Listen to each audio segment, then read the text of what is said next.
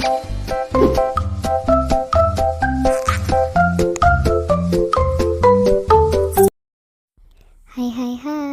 welcome back to my YouTube channel. Jangan lupa like, comment, and share ya. Oke, next kita lanjutin ya ceritanya. Bab 11, kuliah atau menikah. Keesokan harinya, Devi bersiap untuk berangkat ke kampus. Saat hendak turun ke lantai bawah untuk sarapan, Devi melihat Chiko yang baru saja datang. "Kok baru pulang?" tanya Devi. "Ini mansionku, suka-suka aku," ucap Chiko yang berjalan meninggalkan Devi. "Dari mana saja kau?" "Bukan urusanmu," jawab Chiko singkat. "Kenapa dia? Aneh sekali. Tadi malam dia sangat manis. Sekarang dia malah dingin," ucap Devi dalam hati. Devi mengikuti Chiko dari belakang. Langkah Devi yang kecil membuatnya harus berjalan cepat agar bisa sampai ke Chiko. "Giovanni, tunggu!" teriak Devi. Tiba-tiba Chiko berhenti. "Ada apa?" tanya Chiko singkat. "Aku ingin berangkat ke kampus. Hari ini ujian terakhir," ucap Devi. "Tidak," jawab Chiko lalu melanjutkan jalannya. "Ayolah, aku harus ikut tes kali ini." "Aku bilang tidak." "Aku harus menyelesaikan kuliahku," ucap Devi. "Kau tak perlu kuliah." Saat hendak ingin masuk ke kamar, Devi pun menghalangi Chiko dengan merentangkan kedua tangannya. "Awas, aku ingin masuk. Aku sedang tidak ingin berdebat," ucap Chiko. "Kau tidak boleh masuk sebelum mengizinkanku kuliah," ucap Devi sambil melototkan matanya kepada Chiko. "Sudahlah, kembali ke kamarmu," ucap Chiko dengan menatap malas ke arah Devi. "Tapi aku ingin kuliah," ucap Devi sambil memegang lengan Chiko dan menggoyangkannya seperti anak kecil.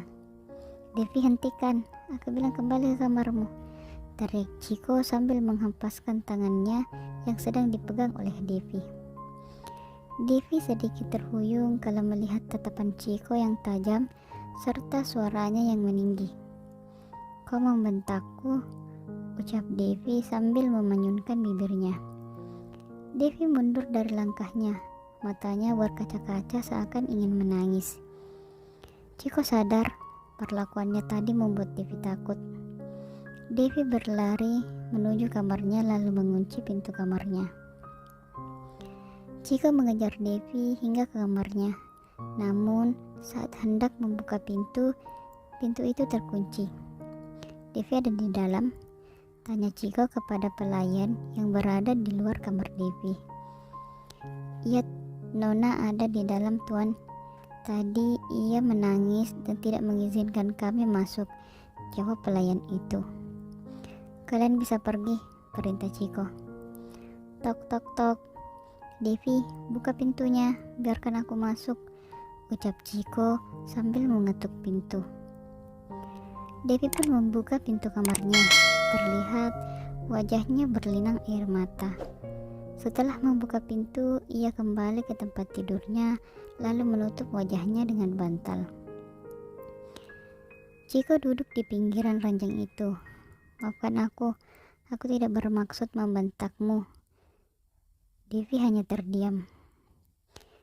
"Devi, apa kau mendengarku?" tanya Chiko. Tanya Devi singkat.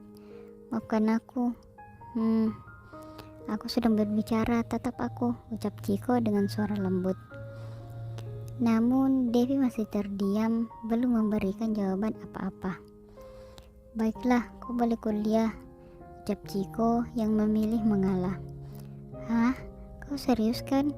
ucap Devi yang kini menatap ke arah Chiko sambil tersenyum. "Iya, tapi dengan satu syarat." "Syarat apa lagi?" cetus Devi memiringkan wajahnya. "Mau kuliah tidak?" "Iya, aku mau. Apa syaratnya?" tanya Devi. "Menikahlah denganku, dan kau bisa melakukan apapun sesukamu," ucap Chiko. "Tidak ada syarat lain. Aku tidak ingin menikah," ucap Devi tegas. "Baiklah, kalau begitu kau tidak bisa kuliah," balas Chiko. Oke, aku akan menikah denganmu, tapi aku juga punya syarat. Ya, apa syaratnya? Aku akan menikah denganmu, tapi kita tidak boleh tidur bersama, ucap Devi dengan tegas. Ya baiklah, tapi kita harus satu kamar. Tidak, aku tidak ingin sekamar denganmu. Sekamar atau tidak kuliah sama sekali, ucap Chiko. Baiklah kalau begitu, aku akan sekamar denganmu. Oke, besok kita akan menikah, ucap Chiko. Ini uang jajanmu selama sebulan, dan tiap bulan akan aku transfer. Kemanapun kamu pergi, harus diantar oleh supir dan harus izin sama aku, ucap Chiko sambil memberikan black card kepada Devi. Devi pun kembali bersiap-siap untuk pergi ke kampus. Saat ia menuju ke lantai bawah, tiba-tiba Chiko memberikan HP untuk digunakan saat berkomunikasi dengannya. Devi pun menerimanya lalu memasukkannya ke dalam tasnya. Setelah selesai, pengawal pun mengantar Devi pergi ke kampus. Dan lagi-lagi di kampus ia menjadi pusat perhatian mahasiswa lainnya karena masalahnya yang kemarin. Tuan, hari ini ayah Tuan ingin menginap di sini dan katanya jika Tuan tidak mengizinkannya berarti pernikahan Tuan dan Dona Devi hanya settingan, ucap asisten pribadi Chiko. Pasti dia ingin mencari tahu tentang Devi. Kalau begitu, letakkan semua barang-barang Devi di kamarku. Baik, Tuan. Terima kasih.